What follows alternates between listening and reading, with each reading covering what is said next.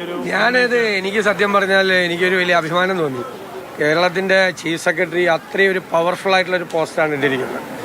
അത് സാധാരണ ആരും ധൈര്യം കാണിക്കാറില്ല, അങ്ങനെ അവരാ ധൈര്യം കാണിച്ചു. പക്ഷെ നമ്മൾ മനസ്സിലാക്കേണ്ടത് ഇത്രയും ഉന്നതമായ പദവിയിലിരിക്കുന്ന കേരളത്തിൻ്റെ ചീഫ് ഓഫ് സ്റ്റാഫായ ഒരു സീനിയർ IAS ഉദ്യോഗസ്ഥയ്ക്ക് പോലും അങ്ങനെ എഴുതേണ്ടി വന്നു എന്നുള്ളതാണ്.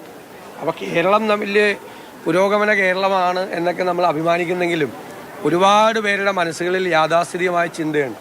എന്താണ് കറുപ്പിൻ്റെ കുഴപ്പം? കറുപ്പിന് എന്താ കുറവ്? ഞാൻ പറഞ്ഞില്ല, എൻ്റെ അമ്മയുടെ നിറവും കറുപ്പായിരുന്നെന്ന് ഞാൻ പറഞ്ഞു. എനിക്ക് ചെറുപ്പത്തിലെ സങ്കടം അമ്മയുടെ പോലത്തെ കറുപ്പാകാൻ പറ്റിയില്ലല്ലോ എന്നാണ്. കറുപ്പിന് എന്താ കുഴപ്പം?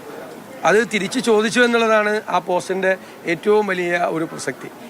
അതിലൊന്നും ഒരു കാര്യമില്ലാത്ത കാലമാണ്. മാത്രമല്ല, അങ്ങനെ ചിന്തിക്കുന്നത് പോലും പൊളിറ്റിക്കലി ഇൻകറക്റ്റാണ്. ആലോചിക്കാൻ പോലും വയ്യാത്ത ഇതാണ്.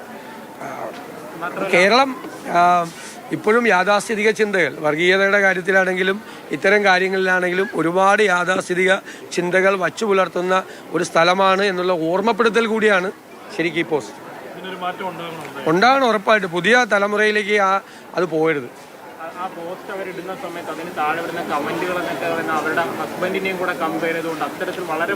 അല്ല, അതാണ് ഞാൻ പറയുന്നത്. നമ്മളിപ്പോൾ സോഷ്യൽ മീഡിയയിലെ ചില കമൻറ്റുകൾ ശ്രദ്ധിച്ചാൽ എത്ര വികലമായ മനസ്സുകളാണെന്ന്.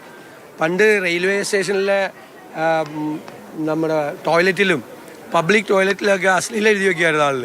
ഇപ്പോൾ അവിടെ ഒന്നും കാണാറില്ല അശ്ലീലം, എങ്ങും കാണാറില്ല അശ്ലീലം. കാരണം അവരെല്ലാം സോഷ്യൽ മീഡിയയിലുണ്ട്.